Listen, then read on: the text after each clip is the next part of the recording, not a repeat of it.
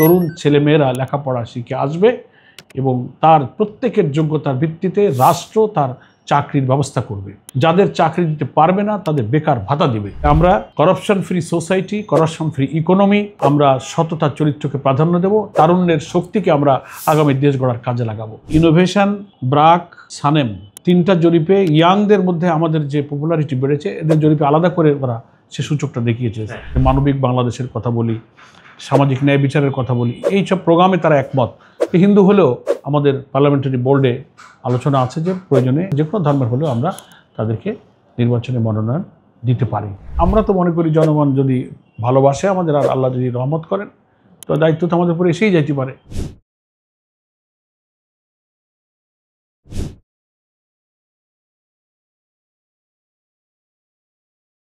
জুলাই সনদ ইস্যুতে কিন্তু খুব বড় কোনো মত পার্থক্য নেই। এটা জাতীয় একটা ঐক্যমত তৈরি হয়েছে বলেই আমরা কালকে স্বাক্ষর অনুষ্ঠানে যোগদান করেছি। ডিফারেন্স অফ ওপিনিয়ন হচ্ছে এটা বাস্তবায়নের পন্থা, আর একটা হচ্ছে গণভোট।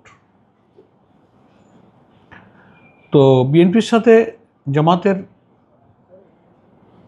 বাস্তবায়নের পন্থার ব্যাপারেও কিন্তু কোনো বেসিক ভিন্ন মত নেই, কারণ তারাও একটা অর্ডার চেয়েছে, গণভোট চেয়েছে। আমরাও গণভোট চেয়েছি, অর্ডার চেয়েছি, কিন্তু প্রবলেম হয়েছে গণভোটটা একই দিনে। এই ইস্যুতে বিএনপি শক্ত হয়ে আছে। জামাত আমরা বলেছি না, এটা ভোটের আগে না হলে সমস্যা আছে। সেই সমস্যা তিনটা আমি আবার বলি। একটা হলো যে একই দিনে গণভোট হলে, একই দিনে জাতীয় নির্বাচন হলে দুইটা ব্যালটে ভোটারকে যখন ভোট দিতে হবে, তো প্রতি ভোটে যে পরিমাণ একজন ভোটারের জন্য সময় ব্যয় করতে হবে পোলিং অফিসারকে, সারাদিনে ভোট কাস্টিংয়ে তাকে দুইটা জায়গায় ব্যালটে ভোট দিতে হচ্ছে। গণভোটের ধরন একরকম আর প্রতীকে ভোট মারা আর একরকম। এটা একটা ভোট কেন্দ্রের প্রায় 4000, 4500, 5000, 6000 পর্যন্ত একটা ভোট কেন্দ্রে ভোট আছে যতটুকু সুপার মাই নলেজ। এটা একটা পোলিং অফিসার তার কেন্দ্রে দুই জায়গায় দুই রকম ভোট কাস্ট করে সব ভোটারের ভোট সে গ্রহণ করতে পারবে বলে মনে হয় না। অনেক ভোটারই ভোট দিতে পারবে না, লাইনে লোক দাঁড়ায় থাকবে। নাম্বার 1। নাম্বার 2 হচ্ছে যে সংস্কার যে ইস্যুটা বড় কষ্ট করে জাতি আমরা একমত হইলাম, এগুলোই তো চার্টারে অন্তর্ভুক্ত করা হয়েছে। তাহলে জাতিকে তো আগে জানাতে হবে যে জাতি এটা মানে কি মানে না, ইয়েস অর নো। তো সেই ইয়েস অর নো করেই তো আমি জাতীয় নির্বাচনে যাচ্ছি। তো সেই ইয়েস নোর দিনও যদি ভোটের দিনেই হয়, তো জাতি তো ফলাফল জানার আগেই তার প্রতীকের ভোট দেওয়া হয়ে গেল। বিফোর ইলেকশন তাকে জানতে হবে যে একজন প্রধানমন্ত্রী 10 বছরের বেশি ক্ষমতায় থাকবে না, এটা জাতি হা বলেছে না বলেছে। একজন প্রধানমন্ত্রী একই সঙ্গে দুইটা পোস্ট হোল্ড করতে পারবে না, head of the party, head of the government. জাতি একে হা বললো কি না বললো, আমি জাস্ট 2-4টা রিফর্মের কথা বললাম। তো জাতি আগে জানবে, তারপর না ওখানে হা বা না বলবে। এই জন্য গণভোটের ফলাফলের আগে জাতীয় নির্বাচনে এই ভোটের মধ্যে যদি একটা সংস্কার বাস্তবায়িত হবে, তো সংস্কারের সাবজেক্ট ম্যাটারগুলোই যদি আনডিসাইডেড থাকে, তাহলে এই ভোটটা একটা প্রহসন হবে, প্রতারণা হবে, জনগণকে একটা ফাঁকি দেওয়া হয়।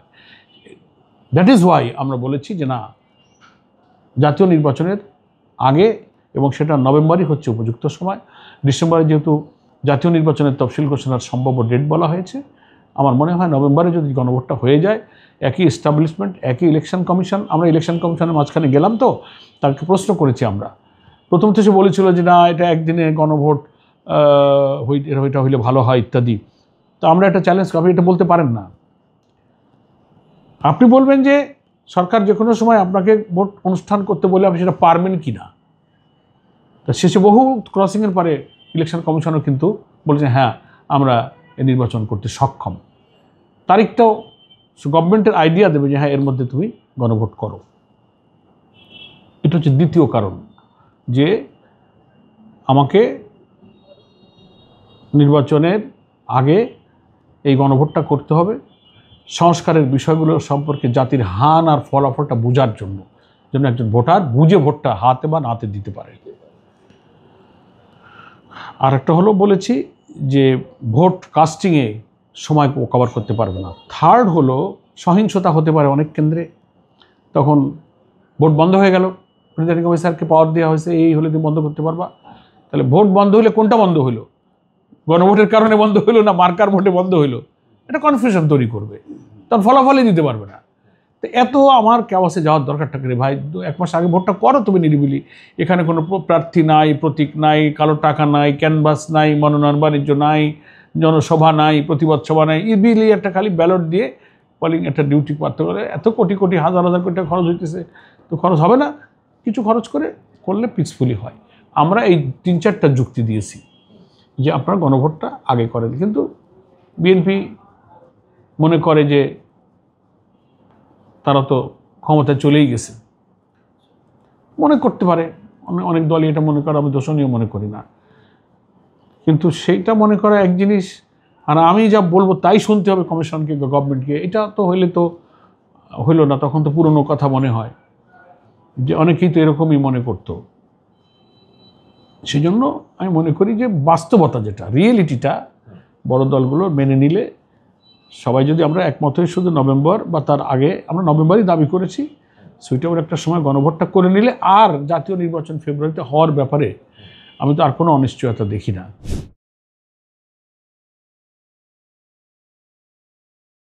ইসলামকে আমরা কিন্তু শুধু একটা ধর্ম মনে করি। Islam not only the religion but a complete and balanced code of life, একটা পরিপূর্ণ পূর্ণাঙ্গ জীবন বিধান, সমাজ, রাষ্ট্র, দেশ, অর্থনীতি, জুডিশিয়ারি, এডুকেশন, সামাজিকতা, পারিবারিক নীতি, যুদ্ধনীতি, foreign policy, everything is there. এটা আল্লাহ কোরআন শরীফ নাজিল করে তিনি এই আয়াতেই বলেছেন, আল ইয়াউমা আকমালতু লাকুম দীনাকুম, আমি আজ তোমাদের এই বিধানকে পূর্ণ করে দিলাম। অর্থনীতির জন্য তোমার আর কার্ল মার্কস, লেনিনের কাছে যাওয়া লাগবে না, রাষ্ট্রবিজ্ঞানের জন্য তোমাকে আর পশ্চিমা দেশে যেতে হবে না, আকমালতু লাকুম, কমপ্লিট একটা বিধান আমি দিলাম। তো এটা কোরআন শরীফের দিন শব্দের যে ব্যাখ্যা করা হয়েছে, জীবন বিধান, way of life, constitution, code of life. কিন্তু এটাকে যারা, হিন্দু একটা ধর্ম, খ্রিস্টান একটা ধর্ম, বৌদ্ধ একটা ধর্ম, এই অর্থে ইসলাম একটা শুধু ধর্ম নয়। ইসলামের ধর্মীয় একটা দিক আছে যে সৃষ্টিকর্তার সাথে তার সম্পর্ক, সে সেজদা করবে, নামাজ পড়বে, রোজা রাখবে, ইবাদত করবে, প্রচলিত অর্থে এটা একটা ধর্মীয় দিক। কিন্তু এটা আর একটা রাজনৈতিক দিক, রাষ্ট্রীয় দিক। আল্লাহর নবী রাষ্ট্র শাসন করেছেন, তিনি যেমন একদিকে ধর্মীয় নেতাও ছিলেন, তিনি দেশের প্রেসিডেন্টও ছিলেন, তিনি সৈনিকও ছিলেন, তিনি যোদ্ধা ছিলেন, তিনি বিচারপতিও ছিলেন, সব তিনি করেছেন। ইসলামে এরকম সমস্ত দিক এবং বিভাগ, এভরি কি পয়েন্ট অফ দ্য সোসাইটি কীভাবে চলবে, সমস্ত অর্গানের বিধানটা আল্লাহ তাআলা কোরআন মজিদে দিয়েছেন। এটাকেই আমরা ইসলাম বলি। আমরাই শুধু না, এটা সারা দুনিয়ার ইসলামিক স্কলার যারা কোরআন পড়েন, বোঝেন, এটাকে তারা জীবন বিধান হিসেবে মানেন, নট অনলি রিলিজিয়ান। রিলিজিয়ান বললে ইসলামের পূর্ণ ব্যাখ্যা হয় না। ইসলাম হচ্ছে একটা কালজয়ী আদর্শ, সব যুগে, সব সভ্যতার জন্য এটা প্রযোজ্য। এখানে গবেষণা আছে, ফেকা আছে, এখানে স্কলার আছে। আজকে যে সমাজ সভ্যতায় অর্থনীতিতে ইসলাম কি সলিউশন দিয়েছে, ব্যাংকিং সিস্টেম, ইন্টারন্যাশনাল ট্রানজ্যাকশন, অর্থনীতি, আন্তর্জাতিক, আমি কিভাবে চলবো, ইসলামী অর্থনীতির তার সলিউশনটা আছে। সামাজিক সমস্যা, রাষ্ট্রীয় সমস্যা, চুরির বিচার, সিভিল ল, ক্রিমিনাল ল, এক এক সভ্যতা পাল্টায় আর নতুন নতুন সামাজিক সমস্যা তৈরি হয়, তার জন্য আবার আইন সংশোধিত হয়। ইসলামে ফেকা শাস্ত্র নামে আইন শাস্ত্র আছে। প্রত্যেক যুগে ফকিগণ এই সুযোগ রেখেছেন যে সরাসরি আল্লাহ তাআলার বিধানের সাথে কন্ট্রাডিক্ট করে না, এমন যে কোনো সমস্যা আসলে গবেষণার মধ্য দিয়ে সেই যুগের উপযোগী করে শাসন ব্যবস্থা চালু করা যায়। দ্যাট ইজ ইসলাম। হ্যাঁ, এখন ইসলামের সাথে গণতন্ত্রের সম্পর্ক কোথায়? আমরা বলছি প্রচলিত যে বিদ্যমান ওয়েস্টার্ন কান্ট্রিজ যে ডেমোক্রেসি, আব্রাহাম লিঙ্কনের যে গণতন্ত্র, of the people, for the people, by the people. Peoples belong to the sovereignty, বা sovereignty belongs to the almighty Allah. এটা হচ্ছে ইসলামের সার্বভৌমত্বের কথা। গণতন্ত্র বলতেছে যে, প্রচলিত গণতন্ত্রের কথা হচ্ছে যে সভরেনিটি বিলংস টু দ্য পিপল, জনগণই হচ্ছে সার্বভৌম ক্ষমতার উৎস, জনগণ যা বলবে তাই আইন, এটা হচ্ছে গণতন্ত্র। আর আমরা বলছি না, sovereignty belongs to the almighty Allah, Allah যা আমাকে বলেছেন ওটাই হবে সার্বভৌমত্বের ক্ষমতা। এখন কথা হলো যে এখানে আমরা যে গণতন্ত্রের কথা বলি, তাহলে আমাদের সাথে কি ইসলামের এই কথার কন্ট্রাডিকশন না? আমরা সরকার পরিবর্তনের যে গণতান্ত্রিক বিধান, এভরি আফটার 5 ইয়ার্স, প্রতি 5 বছর পর জনমতের কাছে আমরা যাচ্ছি। আমাদের দেশে যেহেতু পার্লামেন্টারি সিস্টেম অফ ডেমোক্রেসি চালু আছে, সংসদীয় গণতন্ত্র চালু আছে, আমরা জনগণকে বলবো যে 5 বছর পরে জাতীয় সংসদ হবে 300 আসনের, মেজরিটিতে যারা যাবে তারাই সরকার করবে, তারা আইন পরিবর্তন করতে হবে, তারা ল মেকার হবে। তো যদি অধিকাংশ আসনে কেউ চলে যায়, তারা তাদের দেশের আইনকে পরিবর্তন করবে। সংখ্যাগরিষ্ঠ মুসলিম দেশ বাংলাদেশ হওয়ার কারণে আমরা এটা মেনে নিয়েছি যে 90-92 ভাগ মুসলিম এদেশে বসবাস করে। আমরা যদি আল্লাহ তাআলার বিধানের কথা এদেরকে দাওয়াত দিতে পারি, বোঝাতে পারি, জনগণ যদি আল্লাহর আইনের যে কল্যাণ, আল্লাহর বিধানের যে সুফল, যে গুড গভর্নেন্স, যে ট্রান্সপারেন্সির কথা আল্লাহর বিধানে আছে, যে সৃষ্টিকর্তার বিধান মানলে সবাই নিরাপদ থাকবে, হিন্দুরাও, মুসলিম, মহিলা, খ্রিস্টান, সব ধর্মের সব মানুষের সৃষ্টিকর্তা যেহেতু আল্লাহ, তিনি সব ধর্মের মানুষের জন্য যে বিধান দিয়েছেন সেটি সবচেয়ে নিরাপদ। সেখানে অনৈতিকতা থাকে না, চুরি থাকে না, দুর্নীতি থাকে না, জুলুম থাকে না। আর মানব রচিত মতবাদে সবসময় এই অনৈতিকতা থাকে, কারণ মানুষ স্বার্থের বাইরে যেতে পারে না। আল্লাহই একমাত্র সত্তা যিনি সুবিচার করতে পারেন, ইনসাফ করতে পারেন, যার কোনো পক্ষপাতিত্ব নেই, যাকে ভয় দিয়ে লোভ দিয়ে কোনো দিকে নেওয়া যায় না, মানুষকে এটা নেওয়া যায়। সেই জন্য মানুষের তৈরি করা আইনের মধ্যে কিন্তু বিভ্রান্তি থাকে, ত্রুটি থাকে, স্বার্থ থাকে, কিন্তু আল্লাহর বিধানে সেটা থাকে না। এই জন্য আমরা বলি যে গণতন্ত্রের, পশ্চিমা গণতন্ত্রকে আমরা বিশ্বাস করি না, শুধু বাংলাদেশের গণতন্ত্রের ওই বিধানটুকুকে আমরা মেনে নিয়েছি যে সরকার পরিবর্তনের যে ডেমোক্রেটিক সিস্টেম, যে কোনো হটকারী পন্থায় রাষ্ট্রপতিকে হত্যা করে, মারামারি করে, চরমপন্থা এক্সট্রিমিজম করে রাষ্ট্র বদল করে, এটা আমরা পছন্দ করি না। 5 বছর অপেক্ষা করব, জনগণকে বলবো যে আমি এইভাবে ক্ষমতা গেলে দেশ চালাবো, তুমি আমাকে চাইলে ভোট দাও, না দিলে আমি আবার ধৈর্য ধরবো। এটা হচ্ছে পার্লামেন্টারি সিস্টেম অফ পলিটিক্স বা ডেমোক্রেসি। ইসলাম জনগণের মতামত নিয়ে ক্ষমতায় যাওয়ার এই বিধানটাকে সমর্থন করে। এই জন্য এই প্রশ্নে গণতন্ত্রের সাথে ইসলামের কোনো সংঘর্ষ নেই। জামাত ইসলামের নিবন্ধন কেন বাতিল হয়েছিল জানেন তো আপনারা? অনেকে মনে করে কি যে এরা স্বাধীনতা বিরোধী, এরা 71 এই দিছিল সব বাদ। আমরা এতকাল পরে এসে স্বাধীনতা বিরোধী হইলাম? বাংলাদেশের সংবিধানের সাথে জামাত ইসলামের গঠনতন্ত্রকে সাংঘর্ষিক বলা হয়েছে যে আমরা জনগণকে এই সব ক্ষমতার উৎস মনে করছি না কেন। Sovereignty belongs to the almighty Allah, এটা আমার গঠনতন্ত্রে আছে। আর আমার দেশ বলতেছে sovereignty belongs to the people. তা আপনি কি জনগণকে ক্ষমতার উৎস মনে করলে তারপর ইমান থাকবে না।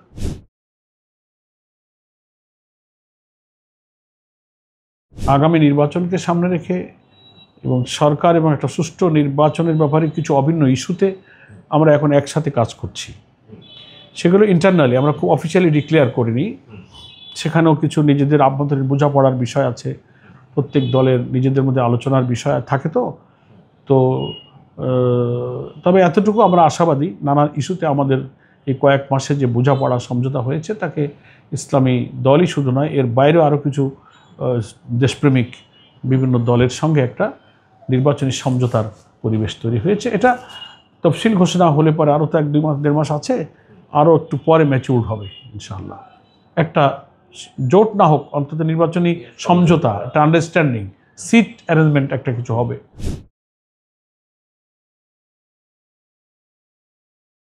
উড়াই দেওয়া যায় না, কিছু কিছু বিষয়ে তাদেরও কিছু ভিন্ন মত দৃষ্টিভঙ্গি আছে, যোগাযোগ আছে তাদের সঙ্গে, আমরাও তাদের সাথে কথা বলি, তারাও আমাদের সাথে কথা বলে। তো নতুন দল তো, ছাত্রদের দল, তাদের অনেক স্বপ্ন। ওই যে বললাম যে আলাপ আলোচনায় কোথায় যায় দেশের রাজনীতির অঙ্ক, যে কোনো সময় যে কোনো পোলারাইজেশন হতে পারে।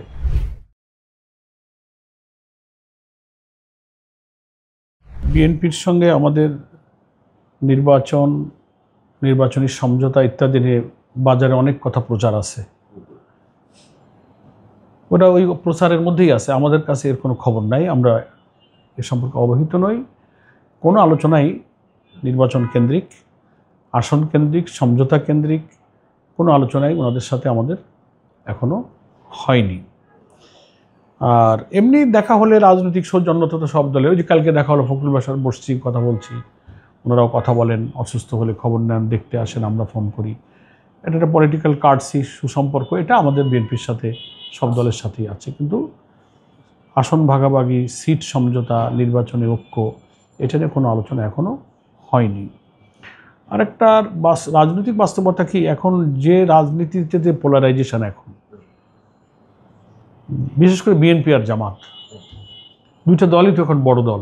সানেম একটা করেছে, ব্রাক একটা করেছে, ইনোভেশন একটা করেছে। প্রত্যেকটা জরিপে কিন্তু এটা তো তারা থার্ড একটা অথরিটি তারা করে, জামাত তো আর এটা করে না। তাতে দেখা যাচ্ছে যে জামাতের অনুকূলে জনমত কিন্তু ক্রমশ বাড়ছে। বিএনপিরও জনমতে কখনো একেবারে তারা কাছাকাছি, হ্যাঁ, 2-1 পয়েন্ট কম বেশি, কখনো 5 কম বেশি।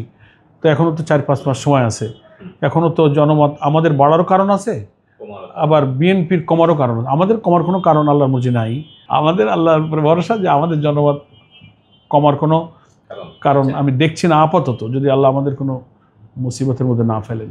তো আমাদের জনমত এই বৃদ্ধির কারণেই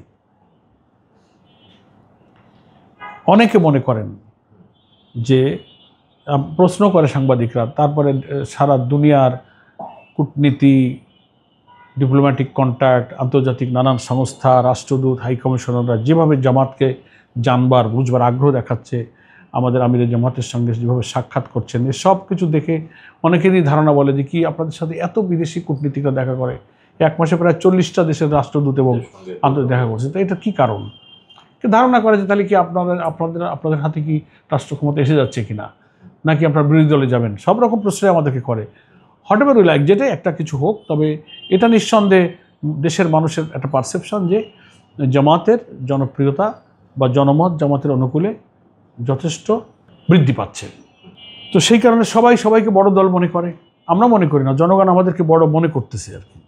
সেই কারণে ইলেকশনের পোলারাইজেশানে আমরা তো মনে করি জনগণ যদি ভালোবাসে আমাদের, আর আল্লাহ যদি রহমত করেন, তো দায়িত্ব তো আমাদের উপরে এসেই যাইতে পারে। বিএনপিও ভাবতে পারে আমরা দেশ চালাইছি, ফলে আমাদেরকে জনগণ আমাদের এত বেশি ক্যানভাস করা লাগবে না, আমরা তো চলেই গেছি। নানান কারণে উভয়কেই মানুষ মনে করতেছে।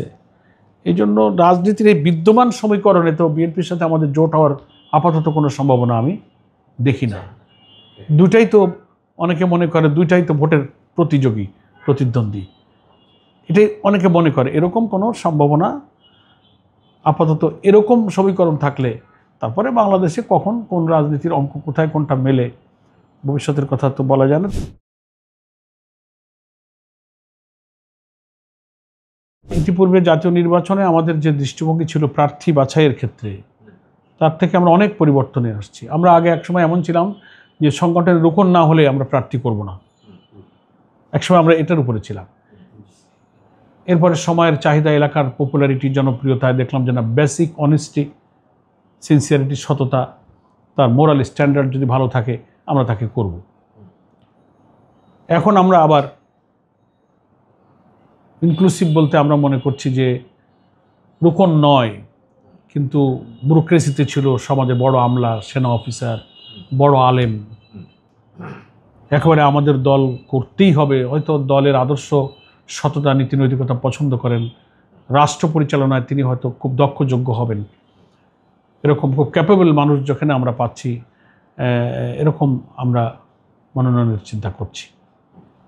ঠিক তেমনি হিন্দু, বৌদ্ধ, খ্রিস্টান, অন্যান্য রিলিজিয়নের যারা আছেন, কোনো কোনো এলাকা যদি দেখি যে না এখানে একজন হিন্দু প্রার্থী খুব পপুলার, হিন্দু কমিউনিটির ভোটার বেশি, যদি আমাদের অন্তত রাজনৈতিক অর্থনৈতিক কর্মসূচি, সুশাসনের জন্যে, গুড গভর্নেন্স, ট্রান্সপারেন্সি যে কথাগুলো বলি, আমরা যে মানবিক বাংলাদেশের কথা বলি, সামাজিক ন্যায় বিচারের কথা বলি, এইসব প্রোগ্রামে তারা একমত। হিন্দু হলেও আমাদের পার্লামেন্টারি বোর্ডে আলোচনা আছে যে প্রয়োজনে হিন্দু হলেও, যে কোনো ধর্মের হলেও আমরা তাদেরকে নির্বাচনে মনোনয়ন দিতে পারি। উই আর সার্চিং, আমরা এটা করতেছি, ইতিমধ্যেই বিভিন্ন জায়গা থেকে ডিমান্ড আসতেছে।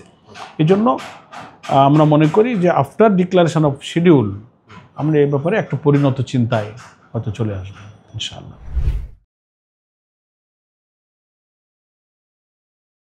ইনক্লুসিভ নির্বাচন তো তাদের সময় হয় নাই, গেল। এখন রাজনৈতিক পরিস্থিতিতে আওয়ামী লীগ ইলেকশনে আসছে না বলে কেউ মনে করছেন যে না এখন ইনক্লুসিভ ইলেকশন তো হলো না, জনগণের অংশগ্রহণ হলো না। তো আওয়ামী লীগ নির্বাচনে যেতে পারছে না সরকারের একটা সিদ্ধান্তের কারণে। সরকার আওয়ামী লীগের সন্ত্রাসী কার্যকলাপ এবং নানান রাষ্ট্রবিরোধী কার্যকলাপের কারণে তার রাজনীতির উপরে সাময়িক নিষেধাজ্ঞা দিয়েছে। দল কিন্তু নিষিদ্ধ হয়নি, তাদের অ্যাক্টিভিটিসটাকে নিষিদ্ধ করা হয়েছে। সেই নিষিদ্ধ হওয়ার প্রজ্ঞাপনকে বিশ্লেষণ করে ইলেকশন কমিশনের ব্যাখ্যা দিয়েছে, যে সেটাও মিডিয়াতে এসছে, যে এই সরকারি আদেশের কারণে তারা নির্বাচন করতে পারবেন না। তারপরে আবার ইলেকশন কমিশনের একজন কমিশনার মিডিয়াতে বলেছে যে জাতীয় নির্বাচনের প্রতীকদের তালিকায় যত প্রতীক থাকে সে প্রতীকের তালিকা থেকে নৌকা প্রতীককেও বাদ দেওয়া হয়েছে। দ্যাট ইজ ওয়াই মানুষ মনে করছে যে আওয়ামী লীগের পক্ষে আর এই নির্বাচনে অন্তত আসা সম্ভব নয়। মানে জনগণেরকে নিয়ে ইনক্লুসিভ হবে, কোনো দল আসলেই ইনক্লুসিভ হইতে হবে, নট দ্যাট পাবলিক যদি ইলেকশনে পার্টিসিপেট করে, ভোট কেন্দ্রে যায়, that is one kind of inclusive election. এই জন্য আমরা এইভাবেই ইনক্লুসিভ হবে বলে আমরা এই নির্বাচনটা মনে করি। আর আওয়ামী লীগের কৃতকর্ম জাতি সদ্য গেল, তো এই জাতি তো সেটা মেনে নিচ্ছে না। তো তারা আসতে চাইলেই তো জনগণ তো মানবে না। তারা যা করেছে এদেশের জনগণ কখন তাদের এই রাজনীতিতে অ্যালাউ করবে সেটা ভবিষ্যৎ বলে দেবে, এক্ষুনি তো কেউ বলতে পারবে না। আপনি দেখেন তারা কি এখান থেকে গিয়ে দিল্লিতে বসে কি তাদের ষড়যন্ত্র থেমে আছে? কি করতেছে তারা? যাক, তারপরে তো তাদের ব্যাপারটা তো ট্রাইব্যুনালে বিচারাধীন, তাদের অপরাধগুলো আমলে আনা হয়েছে।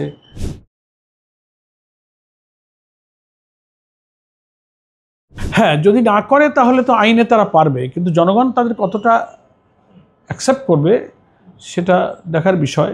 আমরা তো 5 দফার মধ্যে এই দফা আমাদের আছে যে এই ফ্যাসিস্টদের এরা দোসর ছিল, এবং এরা যদি এই 16-17 বছরে আওয়ামী লীগকে সাহায্য না করতো তো এতদিন আওয়ামী লীগ টিকতে পারতো না। তারাই তো প্রত্যেকবার ভোটে অ্যাটেন্ড করেই কিন্তু ভোটটাকে বৈধতা দিয়েছে। এর আগেই তারা কিন্তু দুনিয়াতে বিতর্কিত হয়েছিলই, কিন্তু এই দেশে তারাই কোনো রকমভাবে ধরে রাখছিল। এই জন্য একই অপরাধে আমরা তাদেরও রাজনৈতিক কার্যক্রমটাকে স্থগিত করতে বলেছি।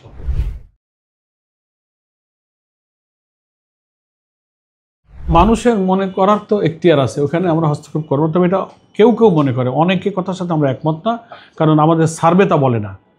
এই যে ইনোভেশন, ব্রাক, সানেম, 3টা জরিপে ইয়াংদের মধ্যে আমাদের যে পপুলারিটি বেড়েছে, এদের জরিপে আলাদা করে ওরা সে সূচকটা দেখিয়েছে। সেকেন্ড থিং হচ্ছে যে আমি ইউনিভার্সিটি রেফারেন্স যে দিয়েছেন, ইউনিভার্সিটিগুলো 4টা বিশ্ববিদ্যালয় নির্বাচন হয়ে গেল, সারা দেশের সব জেলারকে রিপ্রেজেন্ট করে কিন্তু বিশ্ববিদ্যালয়ের ছেলেরা, এটা কোনো অঞ্চলের নয়। তার অর্থ কি? তাদের বাপ, চাচা, দাদা, প্রজন্ম, মা, বোনেরাও কিন্তু সেই সব বাড়িতে আছে। তো they are representing the whole nation. বরং এতেই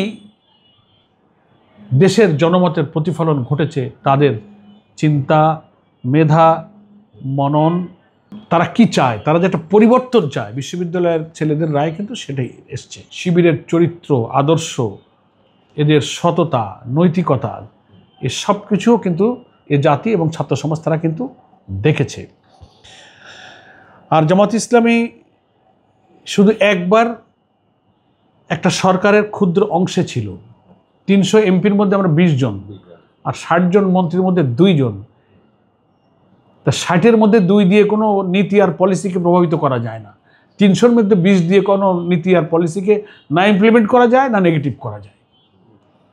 তারপরও যেটুকু হয়েছে, যে যখন সরকার বিদায় নিল, মঈনুদ্দিন ফখরুদ্দিন তারা বিগত সব সরকারের মন্ত্রী এমপিদেরকে সার্চ করেছে, কারা কারা দুর্নীতি করেছে সব গ্রেফতার করেছে। 3টা রাজনৈতিক দলের কোনো দলের নেতারা বলতে পারবে না, আওয়ামী লীগ, বিএনপি, জাতীয় পার্টি, এই 3টা দলই তো দেশ শাসন করেছে।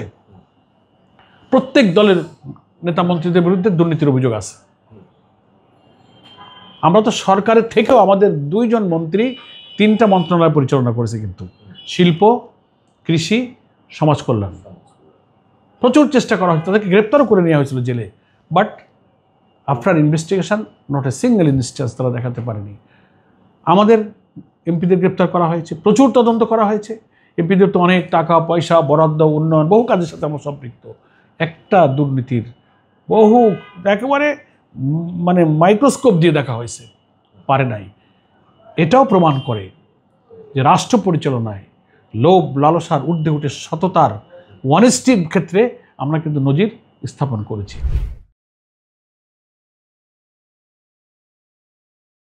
তরুণরাই হবে আমাদের আগামী দিনের রাষ্ট্র পরিচালনার মূল শক্তি। আমাদের ইলেকশন ম্যানিফেস্টোতে আমরা এটা অন্তর্ভুক্ত করছি। এবং আমরা কমিটমেন্ট করছি আমাদের হাতে দায়িত্ব আসলে বিশ্ববিদ্যালয়, স্কুল, কলেজ, মাদ্রাসার তরুণ ছেলেমেয়েরা লেখাপড়া শিখে আসবে এবং তার প্রত্যেকের যোগ্যতার ভিত্তিতে রাষ্ট্র তার চাকরির ব্যবস্থা করবে।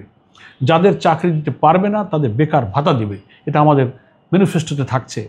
এবং এডুকেশন সিস্টেমকে মোরালিটি, উৎপাদনমুখী এবং কারিগরি শিক্ষা দিয়ে এমনভাবে কম্বিনেশন করা হবে যে এই লেখাপড়ার সিস্টেম থেকে বেরিয়ে এসে কারোর পক্ষে বেকার থাকা সম্ভব হবে না। তারা ডাক্তার হবে, ইঞ্জিনিয়ার হবে, বিসিএস কোয়ালিফাই করবে, রাষ্ট্র চালাবে, সেনাপ্রধান হবে, জুডিশিয়ারিতে যাবে, প্রত্যেকটি জায়গায় সে বড় হবে কিন্তু সৎ হবে, নৈতিক হবে, চরিত্রবান হবে না, বেকার থাকবে না। দেখেন, দারিদ্র আর বেকারত্বই কিন্তু মানুষকে ডিরেল করে ফেলে। ড্রাগ অ্যাডিকশান, তারপরে ইমোরালিটি, তারপরে ভায়োলেন্স, এদিকে ইয়াংরা যাচ্ছে কেন? তাদের বেকারত্বের কারণে। সে লেখাপড়া শেষ করছে, মায়ের পরনে শাড়ি নেই, ঘরে খাবার চাউল নেই, তখন তার কাছে নীতিনৈতিকতা প্রশ্ন না, প্রশ্ন আমার মাকে খাবার দিতে হবে, আমার বাচ্চার কাপড় কিনতে হবে। এই দারিদ্রতা তাকে নিয়ে যাচ্ছে সন্ত্রাসের দিকে, নেশার দিকে। জামাত ইসলামী ইলেকশন ম্যানিফেস্টো এটা অ্যাড্রেস করেছে যে আমার তরুণ সমাজকে জাতির সম্পদ হিসেবে গড়ে তোলার জন্য তাদের নৈতিকতা এবং শিক্ষা ব্যবস্থাকে আমরা চেঞ্জ করব। আর অল্প পুঁজিতে ব্যবসা এবং ব্যবসা বাণিজ্যের জন্য একটা কনজেনিয়াল অ্যাটমসফিয়ার আমরা তৈরি করব, যাতে সহজে অল্প পুঁজিতে ব্যবসা করে মানুষ ব্যবসা বাণিজ্যে, শিল্প বিনিয়োগে, ইন্টারন্যাশনাল ট্রেডের ক্ষেত্রে আমরা একটা ভালো পজিশনে যেতে পারি। এটা আমাদের একটা। তাহলে আমরা corruption free society, corruption free economy, education সিস্টেমকে আমরা উন্নত করব। আমরা ব্যবসা বাণিজ্যের জন্য একটা কনজেনিয়াল অ্যাটমসফিয়ার আমরা তৈরি করব। আমরা সততার চরিত্রকে প্রাধান্য দেব, তারুণ্যের শক্তিকে আমরা আগামী দেশ গড়ার কাজে লাগাবো। তো আমাদের এই যে বয়ান, এই যে ন্যারেটিভ, আগামী নির্বাচনে প্রায় 4 কোটি নতুন ভোটারের কাছে আমরা অনলাইন ক্যাম্পেইনের মাধ্যমে, ইলেকশন ম্যানিফেস্টোর মাধ্যমে তুলে ধরছি। Due to that cause young জেনারেশনের মধ্যে জামাতের প্রতি, শিবিরের প্রতি বাড়ছে। দেখেন, ডাকসুতে জিতেছে কয় মাস হলো। যে ব্যক্তি নিজের স্বার্থ না চায়, চাঁদাবাজি না করে, নিজের পকেটে টাকা না নিয়ে ছাত্রদের সেবা করাই শিক্ষার ব্যবস্থার, ক্যাম্পাসের উন্নয়ন যাদের কমিটমেন্ট হয়, তারা কি করে? ডাকসুর তারা জিতে যাওয়ার পরে কি করেছে? তারা বিশ্ববিদ্যালয় থেকে লেখাপড়া শেষ করেই যেন তারা একটা জবে যেতে পারে, বড় বড় কর্পোরেট হাউসে যোগাযোগ করে তারা একেবারে তাদের সাথে জব ফেয়ারের চিন্তা করছে এবং আলোচনা করছে যে বিভিন্ন জায়গায় ইউনিভার্সিটির ছেলেরা যাবে, তাদের সাথে কন্ট্যাক্টে আসবে, কোন ডিপার্টমেন্টে, কোন সাবজেক্টে, তার অফিসে কোথায় কোন কী প্রয়োজন আছে, আমার ইউনিভার্সিটি তুমি সাথে সাথে লোক নিয়ে নিবা। ইতিপূর্বে তো কত ডাকসু হয়েছে, কোনো ডাকসু নেতারা কি সেই বিশ্ববিদ্যালয়ের ছেলেদের চাকরি চিন্তা করেছে? করেনি। তাদের স্বাস্থ্যসেবার জন্য বিভিন্ন হসপিটাল এবং বড় বড় জায়গায় তারা কন্ট্রাক্ট করছে, 50% ছেলে মেয়েদের তুমি ট্রিটমেন্ট ফ্যাসিলিটি দাও। মেয়েদের হলে তাদের পানি, তাদের অন্য অন্য ফ্যাসিলিটিস দিচ্ছে। এই যে তার্কি গভর্নমেন্টের সঙ্গে, চায়নার গভর্নমেন্টের সাথে ডাকসু নেতারা আলোচনা করে মেয়েদের জন্য 4-5 হাজার সিটের একটা হল নির্মাণের চুক্তি করে ফেলেছে। বাংলাদেশের 54 বছরে কত ডাকসু হয়েছে, একটা উদাহরণ নাই যে ডাকসু নেতারা ছাত্রদের এই কল্যাণ চেয়েছে। তো এটা কি? এটা ইসলাম থেকে তারা শিখেছে। ইসলামিক মোরালিটি তাদেরকে, এই ওয়েলফেয়ারের মোটিভেশনে তাদেরকে উদ্বুদ্ধ করেছে। তো এই মোটিভেশনটা আসছে তো ইসলাম থেকে।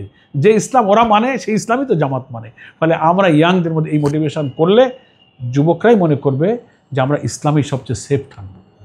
ঠিক আছে? এই জন্য আমরা যুবকদেরকে এটাই বুঝাইতেছি, আমরা মানবিক, ন্যায় বিচার, সততা, ব্যবসা বাণিজ্য, শিক্ষার উন্নয়ন, সমন্বয়, এগুলো দিয়ে আমরা যুবকদেরকে আকৃষ্ট করছি। এবং এটা কোনো দেখানোর জন্য আর্টিফিশিয়াল কিছু নয়, একেবারেই বাংলাদেশটাকে আমরা নতুন বাংলাদেশ বানাতে চাই। সেই জন্য যুবকরাই আমাদের আসলে শক্তি হবে।